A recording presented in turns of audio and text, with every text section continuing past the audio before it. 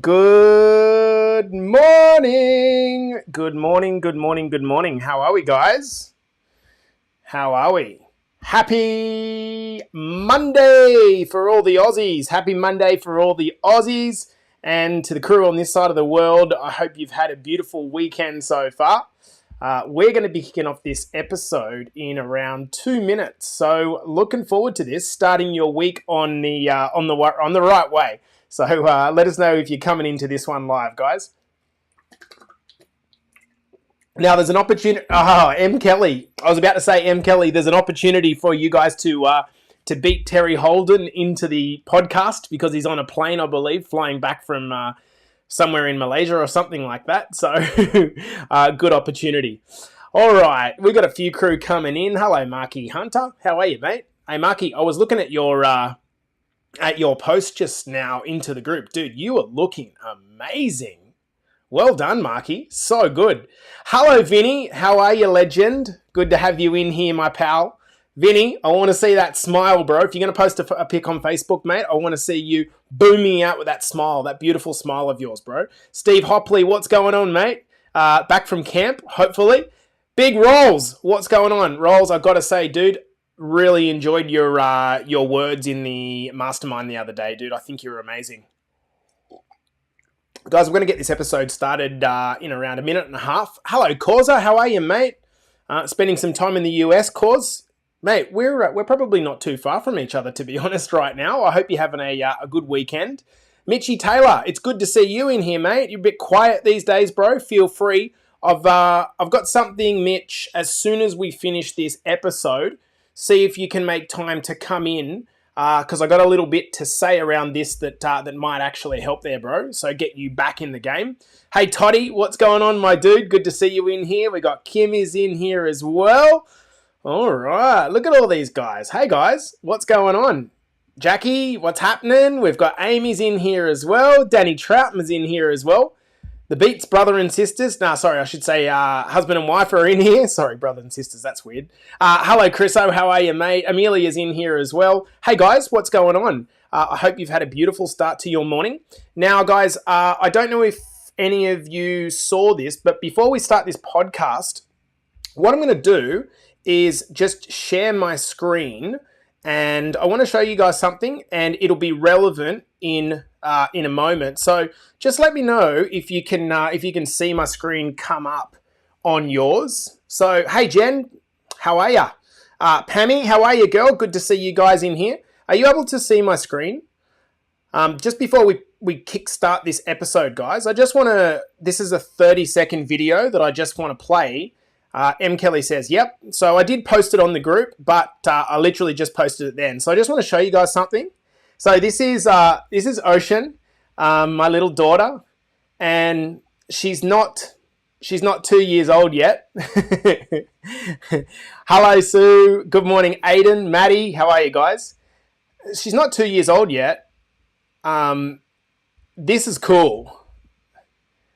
This is so cool. This deep end of our pool's about 7 foot deep, and we can now go down and touch the bottom, and she's just she's unbelievable. So I'm going to kind of add some context to that in a moment, guys. So I think we are ready to get started on the count of 5, 4, 3, 2, and 1. Welcome back to the Better Body Academy podcast. This is the podcast that you come to when you are sick of the dumb diets and unsustainable workout programs. And the title of today's episode is What's Good for Them is Good for You. And to those of you that are joining live, you may have just seen the video that I played, little 30-second video. I've also posted it into the group, and I'm going to talk a little bit about that in a moment. But before I do, guys, I want to actually talk about something which is, it happened yesterday. So being a Sunday for the most of you, you may not have caught it, but we had 3 men, that is 3 men actually hit the 10 kilo fat loss in Better Body Academy since starting, all in one day. And I announced them all on my profile. And what's behind this? About a year ago, we asked ourselves, what's the promise of our program? People should know before they sign up what to expect from our simple system, okay? This should give them the confidence to be able to follow the plan exactly. So we started basically counting up how many men and announcing it had hit the 10 kilos fat loss inside of Better Body Academy to show you proof of how our system actually works and the amount of times that it's been proven. Now, my total is, as of yesterday, 123 men so far in less than 3 years have hit 10 kilos fat loss. 123 men. Now, the reason I'm bringing it up on the podcast is obviously we're very proud of that. But another question I sort of started doing a live the other day and I kind of cut it off because the service wasn't great. But I would really, really like to know, particularly from our female Better Body Academy members and anyone listening to this podcast, certainly send me a message on Facebook or Instagram.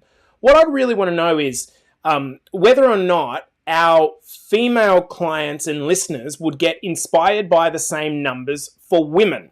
Now, as you know, Better Body Academy runs separate programs for both men and women, and we separate them because we feel like mixed groups just won't create the same level of intimacy, and you guys that are in the program know this exactly. I guess the risk of putting out a promise like this toward women, particularly, is the naysayers will, misinterpret the intention of it. We do it for our men because we want you to understand what the program does at an entry level, right? But there's an opportunity for the message to be kind of twisted into something like, oh, so fat loss is all you do. What about the person's mental health or body acceptance or rah, rah, rah, rah, rah? And of course, anyone that's in BBA knows that the mindset part of this is the absolute core of our teachings. But the problem is to get an objective measure of mindset that you can measure in a number is a really, really difficult thing to do. Whereas obviously a measurable is weight loss. That's a simple measurable. And of course, some men and women that join our program, they don't even need to lose 10 kilograms. And in fact, a lot of people need to put on weight. But generally, those men or women are the outliers of the program from a perspective of it's not the 95% of people that join Better Body Academy. And of course, there's tons of the men inside that 123 that have hit 10 kilos, but we're not protesting for them to be the finished product. And that goes for all of us, right? Everyone, anyone that thinks they're the finished product having lost weight is crazy. That's why we have a mastermind program and Elite that serves as the bridge between the base program and the mastermind program. So now that you understand the context, let me ask you, if you're a woman or you're listening to this on replay or through the podcast player, I'd love to know how you feel about the idea of us showing or counting how many women have hit a target like we do for the men. And we want an honest opinion, even if you think it could be a good idea, but the cons outweigh the pros. I just want to first put it here and ask about what you guys think. Now, I would want to know, okay? I would want to know. In fact, one of our guys is saying, Hazel hit the 10 kilos today and she's delighted. Physically and mentally, makes her determined to keep going. Yeah, and the thing is around that, guys, is that we can announce individuals and say they have achieved this thing because we know that the individual is proud of that thing once they've hit it.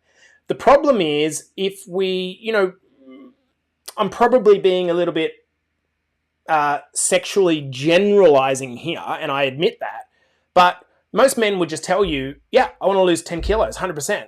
But to kind of put that out as a message to women, potentially it could be a little bit more open to being kind of twisted. So I'm going to leave that there. I would really love to know, particularly from our clients, what your opinion of it is.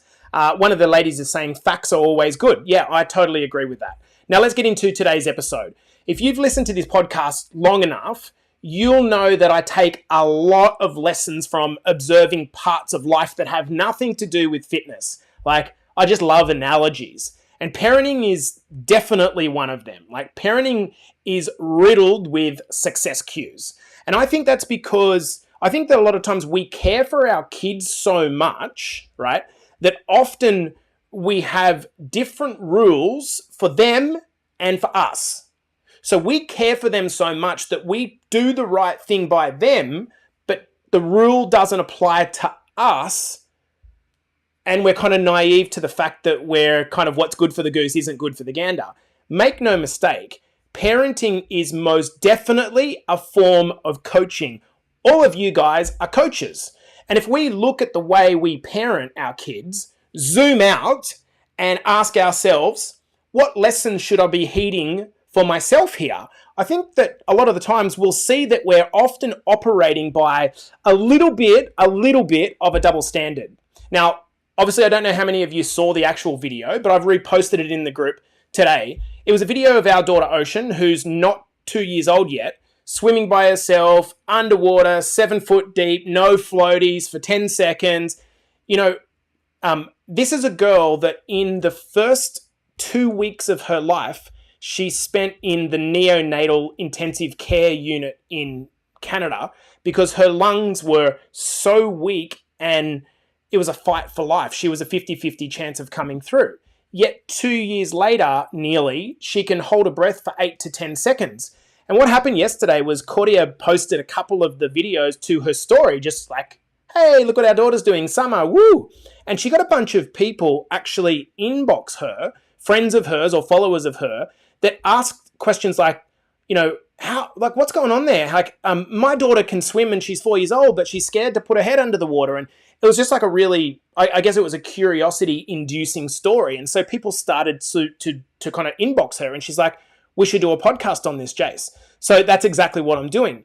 I think there's 3 lessons here that I really want to go over with you today, and I think they are grand lessons. So let's get stuck into this. When I step back, the first lesson I take, to perhaps be able to share is that why is it that we always think there is a magic trick behind achievement or success of some kind? Okay, we start to go, what's the hack here? What's the hack? I want to just tell me what the hack is. I think it's human nature for us to look for quick fixes. That's like, I'd prefer to be a millionaire tomorrow than in 10 years, right? And that's completely natural. But people say things like, man, how did you lose all the weight? Like, tell me the secret, tell me the trick, tell me the hack. If you were to ask that question to any one of the 123 guys that have lost 10 kilos inside of Better Body Academy, I think the answer would almost certainly be, well, I just followed the plan. Having a plan makes the apparently impossible very, very achievable. And even the 25 people that are listening to this live, I know who you are, and I'm kind of thinking as I'm talking here about if you have been in a successful camp, it's because you've followed the plan. Now, obviously, our daughter's name is Ocean, and we thought it would be a little bit silly if a girl named Ocean couldn't swim.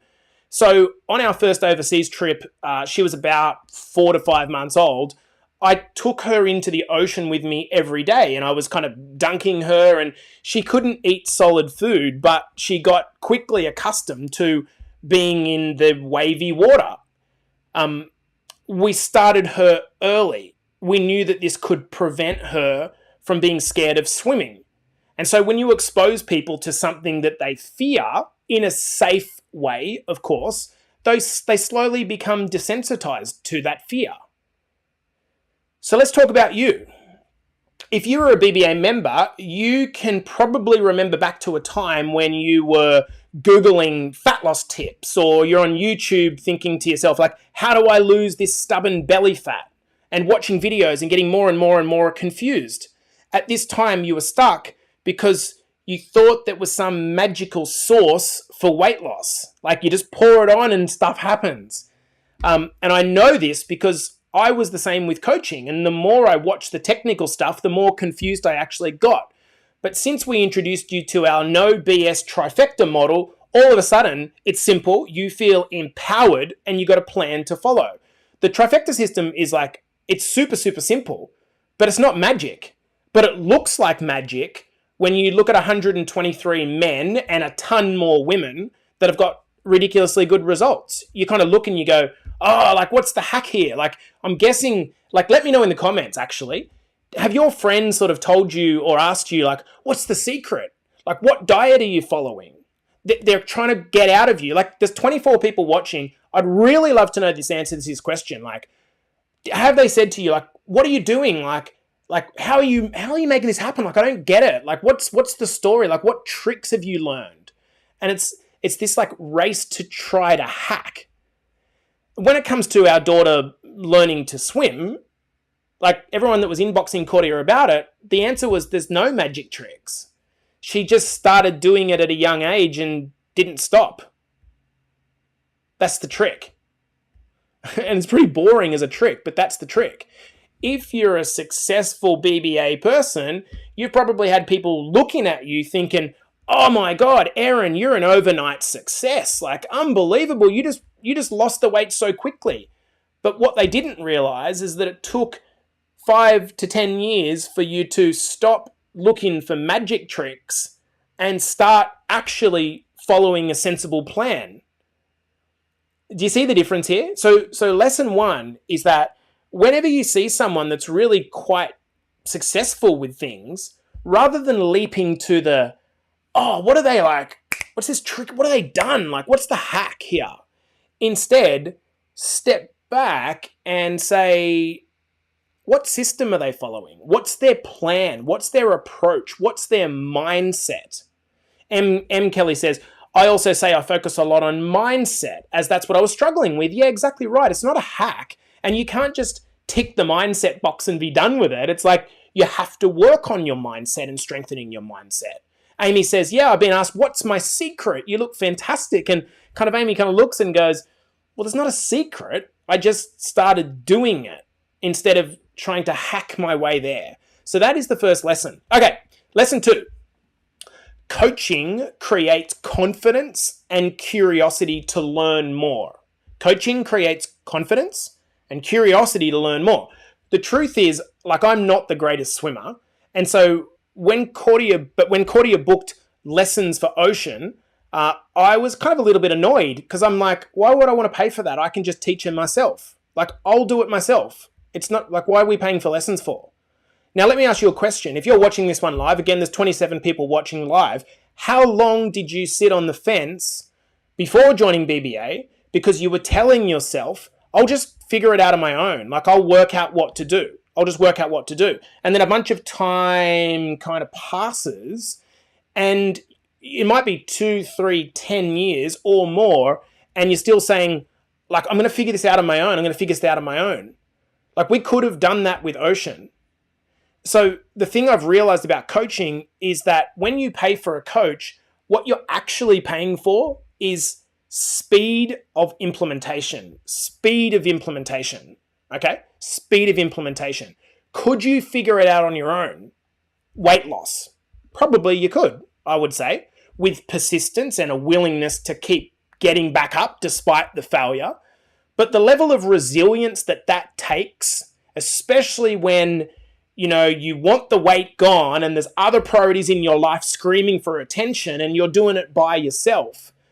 Like, the level of resilience you need to do that on your own is really, really difficult. Having taken Ocean to swimming lessons, it took me all of one lesson to realize the value of what I was paying for to get an expert to teach us. Now, I thought that I didn't have to pay. Like, why am I paying here? I can just fast track it myself. So there's a couple of points. Coaches are good at pointing out what you're doing wrong and why it is wrong, explaining why it is wrong.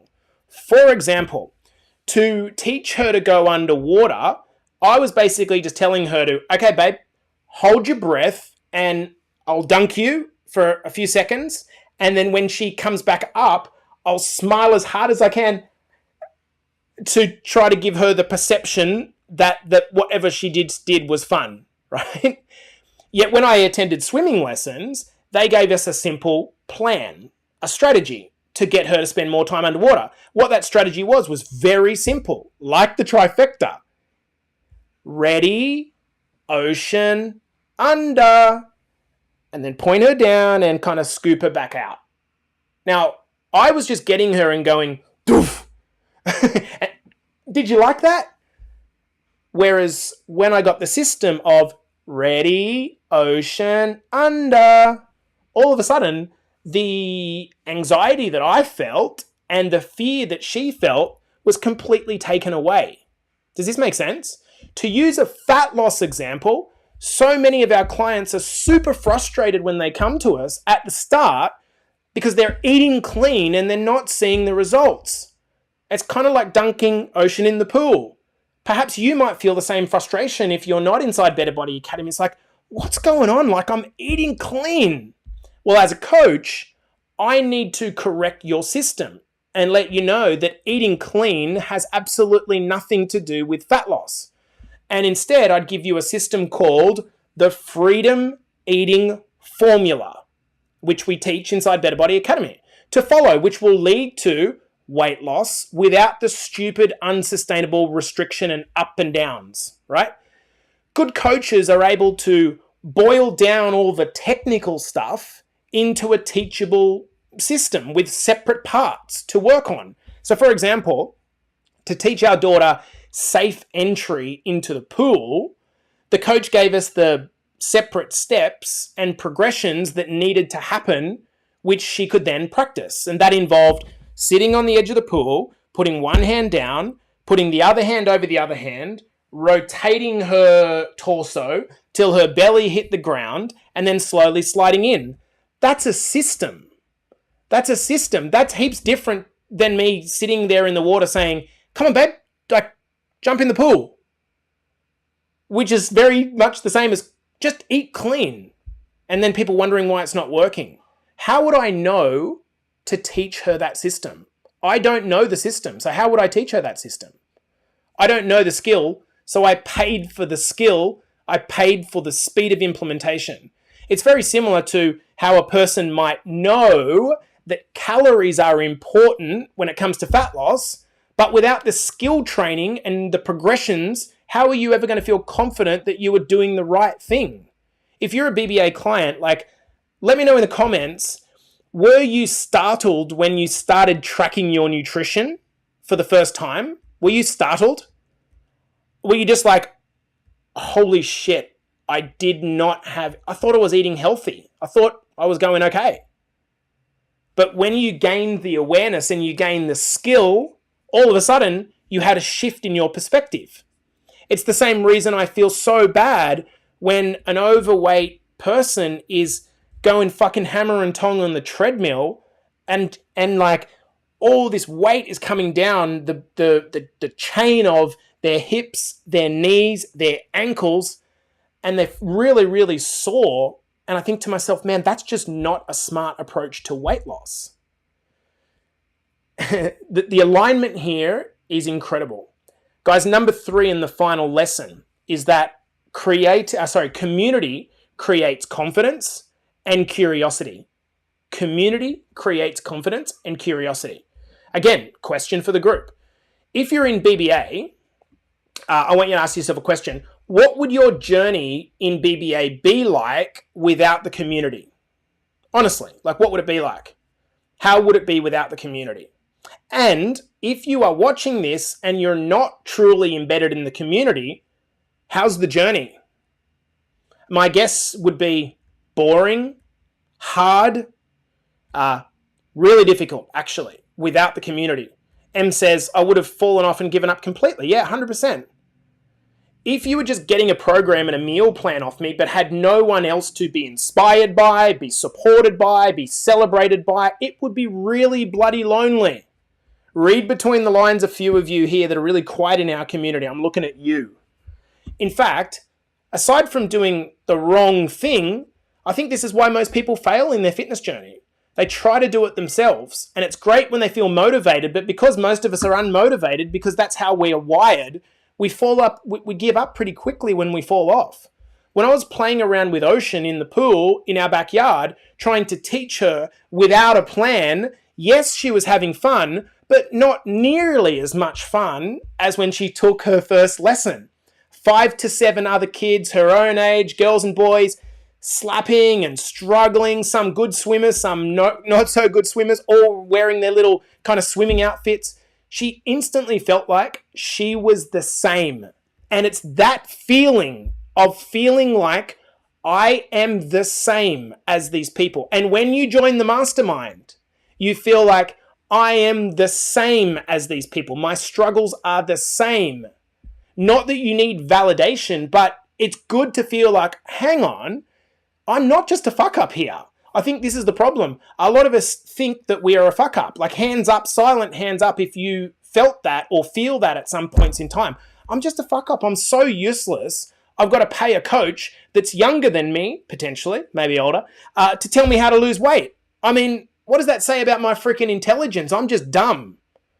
Yet you put a man or a woman into a group of 150 other men or women that are on the same journey, and boom, what do you get? All of a sudden you realized, my struggles are the same as everyone else's. Knowing what to do, knowing how to do it, knowing how to fit into my schedule, and how the hell do I get up again when I'm falling down, I'm struggling? How do I do that? I remember back to when Ocean first started daycare, we asked the teachers, wait a second, there's like 8 kids here. How are you going to get Ocean to sleep when we're not there? She needs her bed, she needs her pillow, she needs her toys, and she needs the white noise machine to put her to sleep. Everything that we do at home. And the teacher replied, don't worry, she'll be fine. There's a certain peer pressure that comes with daycare. And we were like, okay, cool. What does that really mean? And she was right. None of the accessories, but all of the sleep. Because the group is there. It takes the pressure off. Same as swimming lessons. The peers doing the thing makes Ocean do the thing. And the same is true of you. Only I can't make you turn up to the community. Listen up again if you're watching this as kind of like a one-off thing that you do. I can't make you turn up. But if you turn up, you will get results because many hands make light work. Luke Durham introduced me to a quote that I'd never heard before the other day, and it's such a simple, beautiful quote. A problem shared is a problem halved. Okay, well, share it with 150 people and see the reduction in the burden. So, in my opinion, coaches are there to inspire and set a standard and encourage you to keep going. But it's the community that makes everything seem more possible to do. So the 3 lessons here are lesson 1, we think there's a magic trick to everything. There is no magic trick. You've just got to get started and play the long game. Number 2 is that coaching creates confidence and curiosity to learn more. And then the third one is that community creates confidence. This is the big thing. So with all of that said, I think there's a final barrier to reaching a point where you join a transformation program like BBA. And for the BBA members, you may reflect on this quite, in a good way. And that's convincing yourself to actually pay for coaching. That's convincing yourself to pay for coaching. I'm going to take a quote from, we did an implementation task in our mastermind last week. Now, one of my very good friends is in the mastermind. I went to school with him. And we were writing out the history of our joining of BBA. And he was telling the story of how he said, before joining BBA, I'll be fucked if I'm going to pay money to someone who I still view as the 18-year-old guy that I used to hang out with a lifetime ago. That was until he realized the point of desperation he was in trying to figure shit out himself. Now, having invested in himself, he's completely changed his body. He's deep in a lifestyle transformation to which the value of his investment now pales. Here's the thing about coaching. You'll never properly be able to quantify the investment until you either, listen up guys, I'm going to start this again because I think this is a really important point to close this podcast out on. You might see the money being deducted from your bank account on a week, a month, or whatever it is, and you will never properly quantify the investment until you either, 1, experience the trauma of having something like a heart attack, or you experience with someone close to you, or 2, you completely change your life and start to put value on the growth that you've undergone. I can't look past people like Erin and Terry here. Regarding paying for swimming lessons, I can properly quantify the value by seeing how many kids drown unnecessarily every year, particularly in Australia. And regarding you and your investment in coaching, just know that losing weight it's not what it's about. That's just the stepping stone. I've come up with an idea over the weekend called the ladder to liberation. The ladder to liberation. You're going to hear a bit more about this in the coming months inside a Better Body Academy. It's called the ladder to liberation. It starts with fat loss, but that's just the first rung. And I'm going to be talking about this more and more and more. Suffice to say, as a closing note here, we all want to be better role models, right? Especially if we've got kids. We want to be better role models, even if we don't have kids. As uncles and aunties and brothers and sisters, we want to be better role models. But the truth is, it's very hard to inspire your friends and family to not be unhealthy when you yourself are one of them. So you can't say, I want to be an inspiration from my family in one hand, but then disregard your own health. For this reason, like investing in swimming lessons, an investment in your health is a lot more than fat loss. Now, on that note, guys, I'm closing out today's session. I really do hope this podcast smacks a couple of people in the face. Listen to it twice when it's produced, because I think this podcast contains maybe a couple of hidden lessons in here. Guys, this has been the Better Body Academy podcast, the podcast you come to when you're sick of the dumb diets and unsustainable workout programs. And to our Better Body Academy members, I am live in 1 minute with the theme for August. Let's go.